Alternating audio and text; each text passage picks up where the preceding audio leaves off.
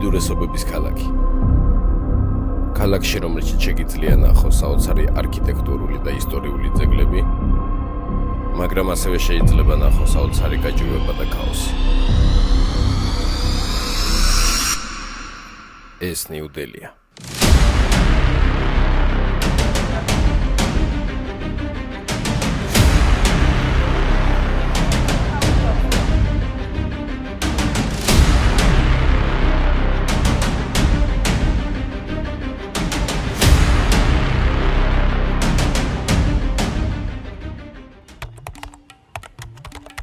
პირველ ვიდეოში შედარებით ღარიბული დელი გაჩვენეთ. ეხლა მინდა დაგათვალიერებინოთ შედარებით მოწესრიგებული ინდოეთის დედაქალაქი. ამ ადგილებს ფეხით შემოვლილი და თქვენს დაგათვალიერებინებთ ტურისტულ და არატურისტულ ნიუ-დელის. მოკლედ მოხერხებულად მოეწყვეთ და წავიდეთ ძველი დელი დავათვალიეროთ. აი ესეთ პატარა უბანში შემოვედი ახლა, მაგრამ ძალიან არასტუმართ მოყარეთ დავხდნენ ასე რომ წავიდეთ აქედან. არასტუმართ მოყარეობაში მოგდულის ხო, ყველაფერზე უნდა არ გადაიღო, ფოტო, ვიდეო და პრესი არაფერი რა. როგორც ჩანს შემოდიან ხოლმე ტურისტები, ან რავი, საერთოდ შემოდიან და მაგიტო. კარგი, წავედით აბა ჩვენი ძველი დელისკენ. მივდიოდი და ვფიქრობდი, დელის ეს ძველი უბნებიც დიდად არ განსხვავდებოდა ჩემი უბნისაგან, რომელიც პირველ ვიდეოში გაჩვენეთ. რასაც ხედავთ რა თქვენს უმრავლესობა დადის სკუტერით, იმიტომ რომ თითქმის 30 მილიონიან ქალაქში მოძრაობა მანქანით, თან ესეთ საცობებში, თან ესე მოუწესრიგებელი მოძრაობა ძალიან რთული იქნება. ამასობაში დელის წითელ ციხეს მივადგინე. მოვედით ჩვენ წითელ ციხესთან, რომელიც არის მე-17 საუკუნის, შაჰ ჯაჰანმა ააგო მე-17 საუკუნეში, მაშინ როცა გადმოიტანა დედაქალაქი აგრადან დელიში. შემოსვლა ციხეში ღირს 600 რუპია. დაახლოებით $8 უცხოელებისთვის. წავედით ახლა და ვნახოთ აბას რედფორტი. წითელი ციხე, რომელიც ასევე ცნობილია როგორც ლალქილა, მოგოლების იმპერიის პერიოდში აშენებული. არქიტექტორი აჰმად ლაჰორია, რომელმაც ასევე დააპროექტა ცნობილი ტაჯ-მაჰალი. მე-18 საუკუნეში ნადირ შაჰმა დაიპყრო და გაძარცვა, ხოლო მე-19 საუკუნეში ბრიტანელებმა მარმარილოს შენობების უმეტესობა დაანგრიეს და ციხესიმაგრეში თავიანთი გარნიზონი ჩააყენეს. წითელი ციხე ინდოეთის დამოუკიდებლობის სიმბოლოა.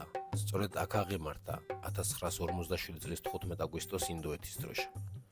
როდესაც ინდოეთმა დამოუკიდებლობა მოიპოვა ბრიტანეთისაგან. ამიტომაც ყოველი წლის 15 აგვისტოს ინდოეთის პრემიერ-მინისტრი აღმართავს აქ დროშას, როგორც დამოუკიდებლობის სიმბოლოს. აი ნახეთ, რამდენი ადგილობრივი ტურისტია. თითქმის არ არიან ევროპელი ტურისტები. აი ესეთი ბაზარია შეგიძლიათ. ბაზარი რა პატარა სუვენირების მაღაზიები არის. არა მარტო სუვენირების, რა ბევრი რამე ეკეთება. ხუდები, სათვალეები, ამაჟურები, შარფები და ციხეს სასახლის შენობების ნაწილი ბრიტანელებისგან დანგრევას გადაურჩა. როგორიცაა მაგალითად მოსაცდელი დარბაზი. სახალხო შეხვედრების ადგილი, სადაც იმპერატორი ხვდებოდა თავის ხალხს სხვადასხვა საკითხების განსახილველად. როგორიცაა დაბეგურა ან მემკვიდრეობითი დავები. ეს კი პირადი შეხვედრების დარბაზია, სადაც შაჰი ხვდებოდა სამეფო ოჯახის წევრებს და თავადებს. აქვეა სამეფო აბანოც და ბრიტანელებისგან დანგრევას გადარჩენილი ბრილიანტის სასახლის ნაწილი. წავედით, მოკლედ, საინტერესო და ძალიან ლამაზია ქაურობა, მაგრამ ეხლა უნდა წავიდეთ ცოტა მომშვიდა და სადმე დავჭდები რამეს შევჭამ, თან ყავას დავლევ. და შემდეგ ვნახოთ კიდე რას მოვასწრებთ, რის ნახვას მოვასწრებთ.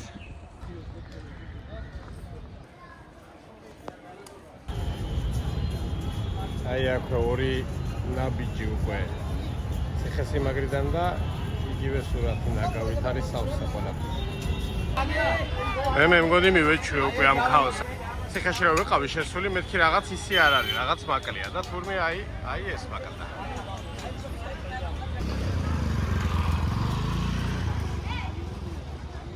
ნახეთ როგორი კონტრასტული ადგილია. ჩვეულებრივი ჯურღმული და უკან ლამაზი მეჩეთია.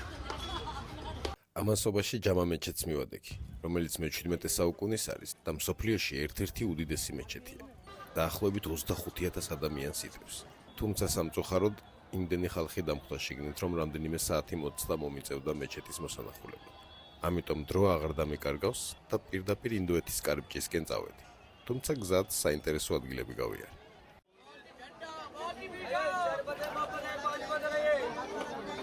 ეს მოვხდი ახლა დელის ელიავაზე.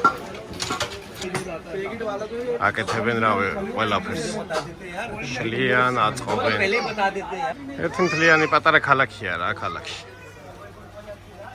ეს მოტოებით რო იარო ახლა ჩვენთან ბაზარში.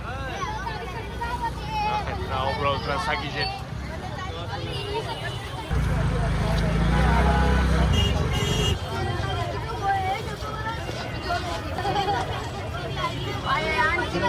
თეთრართულია ფეხითაც გადაადგილება რა.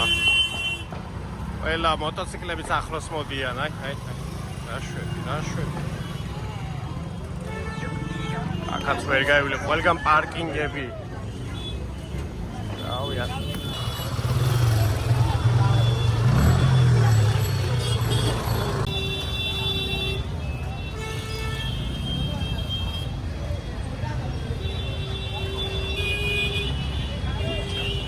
მოკლედ წავალ ახლა ინდოეთის კარიბჭის ნახვა მინდა. აქედან დაახლოებით არის 3 კილომეტრი ნახევარში, 3 კილომეტრში. ისეც ხელა სიმართლე გითხრათ, რომ ახლა საჭმელი საერთოდ არ მინდა. ძირითადად ცივ სასმელებს სამ კოკა-კოლას, რავი, ეგეთ რაღაცას. მაგრამ არც ისე მარტივი საშონელია. აი ესეთი მაღაზიები რა, ჩვენთან რომ ბევრი მაღაზიებია, ხო იცით ეს პატარ-პატარა მაღაზიები როა რა. თითქმის ყოველი ფეხის ნაბიჯი. შეიძლება რამდენიმე კილომეტრია რომ და ეგეთ მაღაზია არ შეგვიდეს. აქ კი ჩემ ცხოვრებაში პირველად ჩემთვის უცნობ ადამიანებმა გამაჩერეს და ჩემთან ფოტოების გადაღება მთხოვის. რაც სიმართლე გითხრათ ძალიან მესიამოვნო. ინდოეთის კარიბჭემდე 1 საათი უნდა მევლო ფეხით.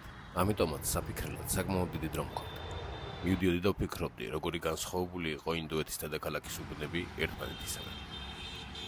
როგორ ახერხებს ეს ქვეყანა რომ იყოს ერთდროულად თან დიდარი ქვეყანა, თან აი ესეთი ღარიბიც, რომ რავი, აი ამაზე უკიდურეს სიღარიბე, რაც მე ვნახე ხა იმ უბანში, სადაც მე ვცხოვრობ, რავი, მე არ მინახავს. ატომური ქვეყანაც არის რა და ატომიური იარაღის შენახვა საკმაოდ ძვირი ჯდება. ტექნოლოგიურადაც რესურსი ჭირდება და ასე შემდეგ. მოკლედ აი ესეთი უკიდურესობების ქვეყანაა ინდოეთი. ნენთაც ვიცი, დელიში ცხოვრობს ძალიან ბევრი მილიონერი. ინდოეთის დედაქალაქში 30,700 მილიონერი ცხოვრობს. 123 ადამიანი 100 მილიონზე მეტი ქონებით. და 16 მილიარდერი. მაგრამ აი ალბათ მილიონობით ადამიანია ისეთი, რომელიც დან დღემდე საკვების ფულზე მუშაობს, რომ მხოლოდ საკვების ფული ქონდეს. დელის მოსახლეობა 34 მილიონია. მოსახლეობის 4%-ის დაახლოებით 1,400,000 ადამიანის დღიური შემოსავალი კი $1 ნაკლებია. ესეთი უკიდურესობები ერთ ქვეყანაში, ან ესეთი გაჭირვება მე არასოდეს არ მინახავს. ასე რომ ვისაც ცოტა სუსტი გული გაქვთ, არ შეხვიდეთ ესეთ ღარიბ უბნებში. აი ესეთი ლამაზი პარკია ინდოეთის კარიბჭის გარშემო. აი იმ საგიჟეთიდან აქ რო შემოხვალთ, ნამდვილად ტვინი, მერე უკვე სხვანაირად იწყებს მუშაობას. მოვედით ინდოეთის კარიბჭესთან. აი ეს პირდაპირ არის უცნობი ჯარისკაცის საფლავი. აი აქ მარჯვნივ უკვე არის ინდოეთის კარიბჭე, რომელიც 52 მეტრის სიმაღლის არის და თანამედროვე ინდოეთის და დელის სიმბოლო. 1921 წელს ააშენებული და ეძღვნება 70,000 ინდოელ ჯარისკაცს, რომლებიც პირველ მსოფლიო ომში მონაწილეობდნენ ბრიტანელებთან ერთად და დაიღუპნენ.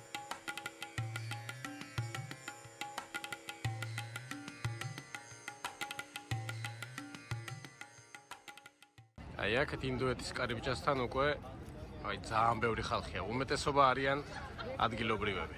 ევროპელი ტურისტები ცოტა შემოხვდნენ, რამდენიმე პატარა ჯგუფი შემოხვდა ევროპელი ტურისტების.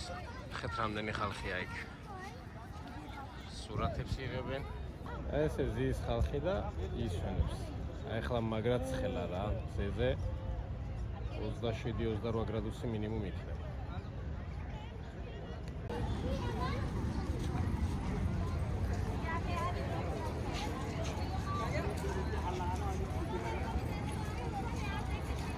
წავალ ახლა მოკლედ, ცოტა ხანისადმე დავჭდები და ვისვენებ. ეს საკმაოდ ბევრი ვიარე, თან საკმაოდ ცხელა. 1 საათისადმე ჩამოვჭდები. შემდეგ წავალ ისევ ნენელა ჩემი უბნისკენ. ნახოთ, თუ არ ვიქნები დაღლილი ფეხით წავალ, თუ შევხედე რომ გამიჭირდა უკვე ფეხით, მაშინ რიქშას ვიქირავებ ან რამეს რა. აი ნახეთ, აქ არის გადასასვლელი. ოღონდ მანქანებს არ აჩერებს რა, მარტო ყვიჩებს აქვს. არ და აქ უნდა გადავიდე. მაგრამ აი ნახეთ რა მოძრაობა. როგორ გინდა რა გადახვიდე. მოდი აბა გადავყვეთ ადგილობრივებს.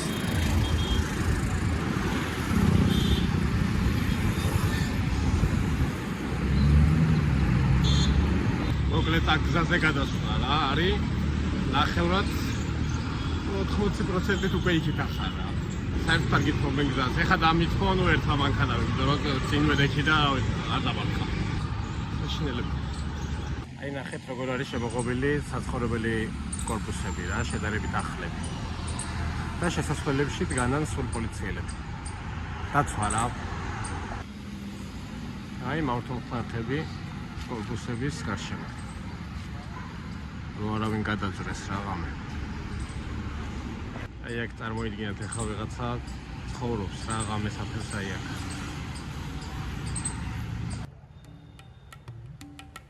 ეს ესეირნობით ამოყვავი თავი იმ უბანში, სადაც დიდი ალბათობით სწორედ იმ 30,000 მილიონერის რაღაც ნაწილი მაინც ცხოვრობს.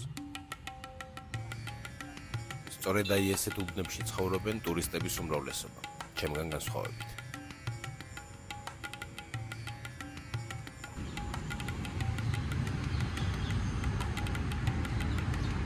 მოვედით დელის ცენტრალურ პარკში. აი ეს ცენტრალური პარკი არის ძალიან ცენტრიც რა დელის. გარშემო არის უამრავი ჩვენთვის ცნობილი რესტორანი, სხვადასხვა ბრენდული მაღაზიები და ასე შემდეგ. ეხლა მივდივართ რომ პარკში ნახე რამდენიმე რესტორანია, ინდურ-აზიური რესტორნებია და სადმე დავჯდები რამეს ტრადიციულს გავსინჯა. მაგრამ როგორც თქვი, აქეთ ყველაფერი შედარებით საერთოდ სხვანაირად არის. ხალხსაც ნორმალურად დაცვია, გარემოც ისეთია რა, ცოტა განსხვავებულია. მაგრამ კარგი ესე ნახეთ ორივე მხარე რა დელის. აი ესე ზიან რა, რაღაც ამფითეატრის მსგავსი წრიული კიბეებია. უბრალოდ ზიან არაფერს არ აკეთებენ. არაფერს არ აშავებენ რა. სიბინძურეც როგორც თქვი არ არის რა, დაყრილი ბოთლები ან რამე ეგეთი აქ არ დამინახავს. ამასობაში დიდი ხნის ძებნის შემდეგ, როგორც იქნა ინდურ ნორმალურ რესტორანს მივადგინე. მოკლედ ხალხს შემოვედით ცოტა ესე ნორმალურ რესტორანში. 2 დღეა უკვე აქავარ და მინდა რომ ცოტა ადამიანურად ვჭამო. შევკვეთ კაცის კაბაბი, მოყრობა ესეთი соуსი და რა თქმა უნდა ციცაკა. მოდი ახლა გავსინჯეთ როგორც ამიხსნეს რა, უნდა დავათო აი соуსში. კარგია რა, ეს соуსი ვერ ხვდები ახლა მწვანე რისია. როდი დაუწვის რა გემოს კაბავს, მაგრამ კაბაბი მართლა გემრიელი.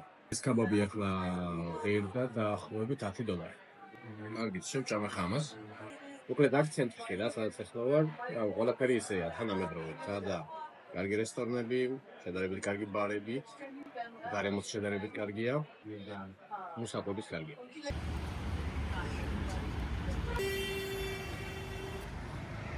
მოკლედ წავედით ახლა ისევ ჩემს აგიჟეთში. კარგი იყო რესტორანში, ძალიან გემრიელად ვჭამე. და ეს ყველაფერი დაჯდა დაახლოებით 1600 რუპია. ცენტრში ჭამა ძვირი არ არის, მაგრამ არც ისეთი იაფია რა, როგორც ინდოეთში დელით ახლა რო ყველაფერი იაფი იქნება. მოკლედ რო შევაჯამოთ, დელი საინტერესო ქალაქია. აქ შეგიძლიათ იმოგზაუროთ როგორც ბიუჯეტურად, ასევე მდიდრულად. იცხოვროთ კარგ სასტუმროებში და იაროთ კარგ რესტორნებში. თუმცა ეს შედარებით ძვირი დაგიჯდებათ. მე კი გავაგზავნებ ჩემს შედარებით ღარებულ მოგზაურობას და შევეცდები გაჩვენოთ როგორც ინდოეთის პოპულარული ადგილები, ასევე ადგილები, სადაც მოგზაურები იშვიათად დადიან.